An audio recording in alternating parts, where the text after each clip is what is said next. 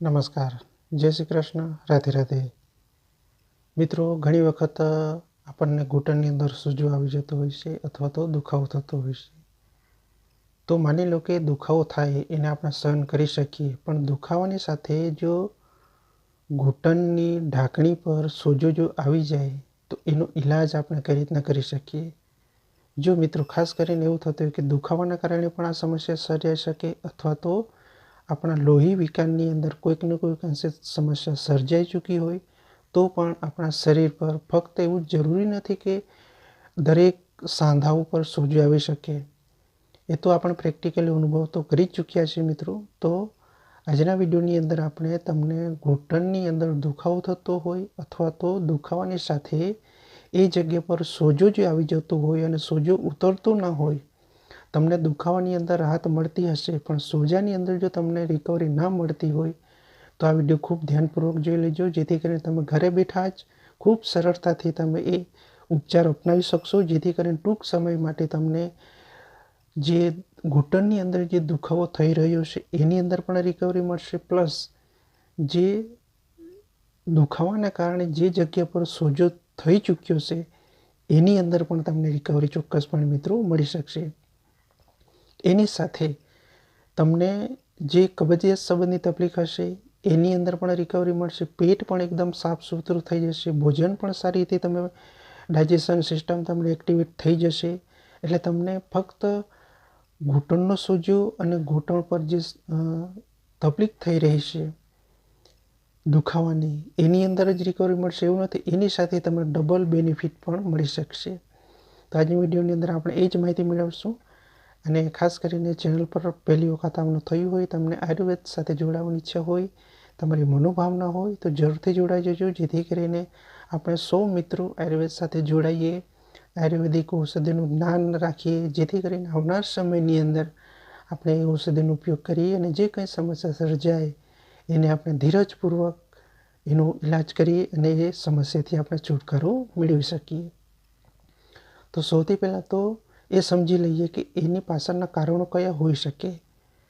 તો આજે ઘૂંટણની અંદર જે દુખાવો થાય અથવા તો આપણા શરીર પર કોઈ પણ ભાગ પર સોજો આવી જાય તો એની પાછળ મુખ્ય રીઝન એ જ છે કે વાયુ પ્રધાન, એટલે વાયુનો પ્રકોપ આપણા શરીરની અંદર વધી જાય એટલે એ દરેક આપણા શરીરની અંદર ઘણી એવી રક્તવાહિનીઓ છે, ઘણી એવી ધમનીઓ છે, ઘણા એવા સ્ત્રોત છે, એની અંદર એ ધીરે ધીરે કરીને એનું જે કાર્ય છે એ વધી શકે, બરાબર છે. એટલે રક્તવાહિનીઓ બરાબર કામ ના કરી શકે એટલે રક્ત પરિભ્રમણના કારણે પણ એ સમસ્યા સર્જાઈ શકે, જેના કારણે પણ આપણા શરીરના કોઈ પણ અંગ પર સોજો આવી શકે.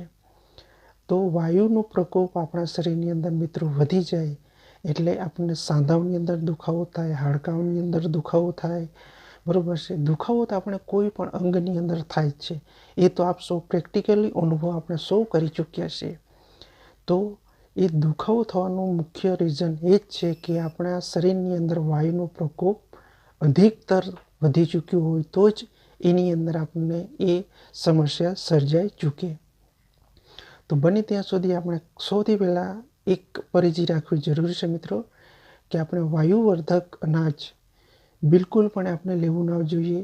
જો વિરુદ્ધ ખોરાક લઈએ તો પણ સમસ્યા સર્જાઈ શકે, અથવા તો આપણા શરીરને મેચ ન થાય એવા ખોરાકનું જો આપણે સેવન કરી ચૂક્યા અથવા કરી રહ્યા છીએ તો આવનાર સમયની અંદર આપણા શરીરને પિત્ત પ્રકોપ પણ વધી શકે, વાયુ પ્રકોપ પણ વધી શકે, પ્લસ કફનો પ્રકોપ પણ વધી શકે. એટલે ત્રણેય દોષો જો અનબેલેન્સ થાય મિત્રો એટલે માની લો કે આપણા શરીરની અંદર કોઈક ને કોઈક અંશે ગડબડી થવાની છે.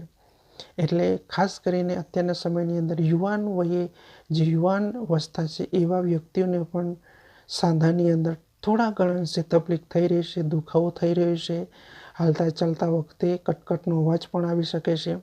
તો એ બધી સમસ્યા છે કે વાયુવર્ધક અનાજનું આપણે સેવન કરી રહ્યા છીએ. તો બને ત્યાં સુધી તીખા, તળેલા, વધારે વાયુવર્ધક અનાજ કઠોળનું તમે બને ત્યાં સુધી તમે થોડા ઘણા અંશે એને સ્ટોપ કરજો, જેથી કરીને જે સમસ્યા સર્જાય છે એમાંથી આપણે છુટકારો મેળવી શકીએ. તો ચાલો હવે એનું ઈલાજ આપણે કઈ રીતના ઘરગથ્થુ ઈલાજ કરી શકીએ એ પણ આયુર્વેદિક છે. એટલે જે કંઈ લોહી વિકાર હશે એની અંદર પણ તમને રિકવરી મળશે. એની સાથે પાચન શક્તિ નબળી હશે એની અંદર પણ તમને રિકવરી મળશે.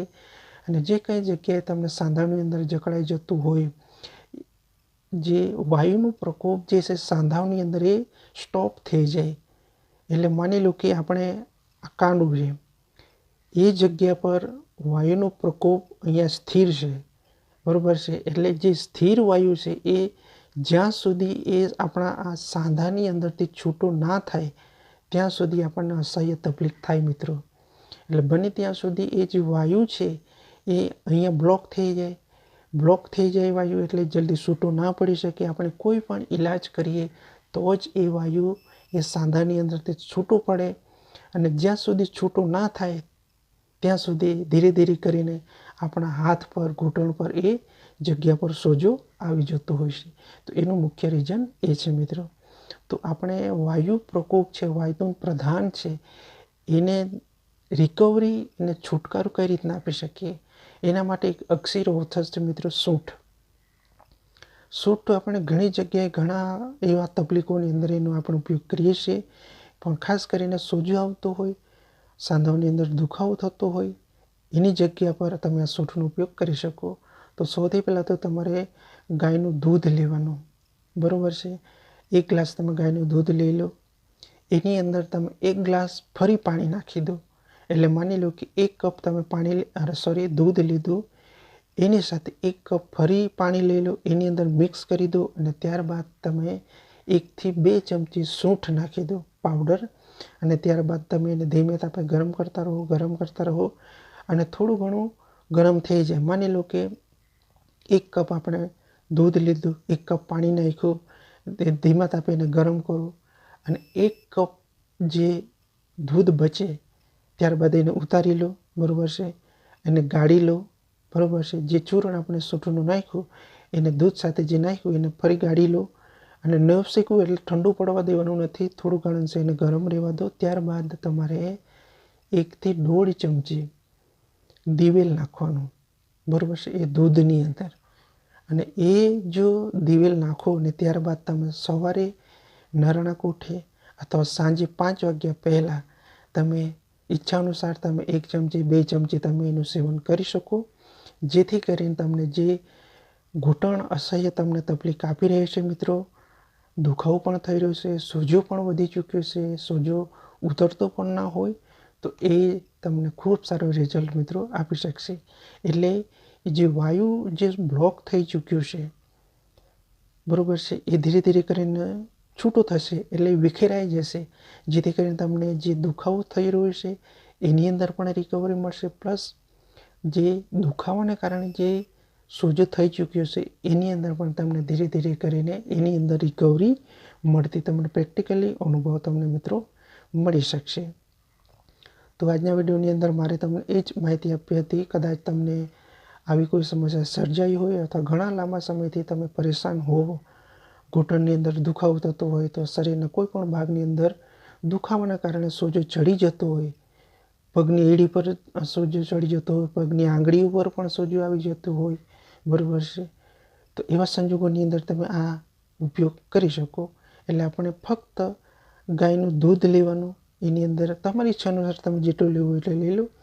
એની સાથે સેમ ટુ સેમ આપણે એટલું પાણી નાખવાનું. ત્યારબાદ તમારી ઈચ્છા અનુસાર તમે સૂંઠનો પાવડર નાખી દો, બરાબર છે. અડધું થાય ત્યારબાદ તમે એની અંદર તમારી ઈચ્છા અનુસાર તમે દિવેલ એનું મિક્સ કરી અને તમે એનું સેવન કરી શકો. તો તમને ઘણું સારું મિત્રો મળી શકશે. એટલે વાયુનો જે પ્રકોપ છે એ ધીરે ધીરે કરીને આપણા શરીરની અંદર જે એનો વધારો થઈ ચૂક્યો છે એનું બેલેન્સ થઈ જશે.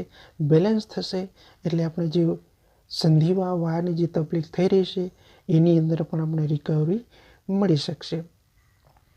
તો મળી કોઈના વિડીયો સાથે, ત્યાં સુધી ખાસ તમારું ધ્યાન રાખજો, પરિવારનું ખાસ ધ્યાન રાખજો.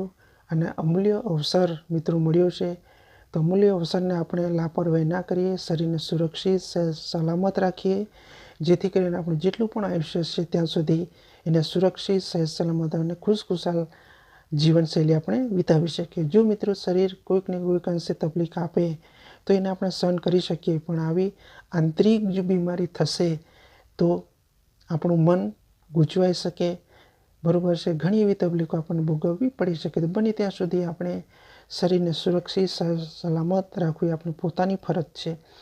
કયા અનાજ લેવું, ક્યારે ન લેવું, કેટલા પ્રમાણમાં લેવું, કેટલા તીખા તળેલા બરાબર છે, બહારનું ખાવું કે ન ખાવું એ આપણા પોતાના મન પર ડિપેન્ડ છે. તો બને ત્યાં સુધી આપણે શુદ્ધ સાત્વિક ખોરાક આપણે ઘરેથી જ લઈએ, જેથી કરીને આપણે શરીરને સુરક્ષિત રાખી શકીએ. તો મળી કોઈ નવા વિડીયો સાથે, ત્યાં સુધી તમારું ધ્યાન રાખજો. જય શ્રી કૃષ્ણ. રાધે રાધે.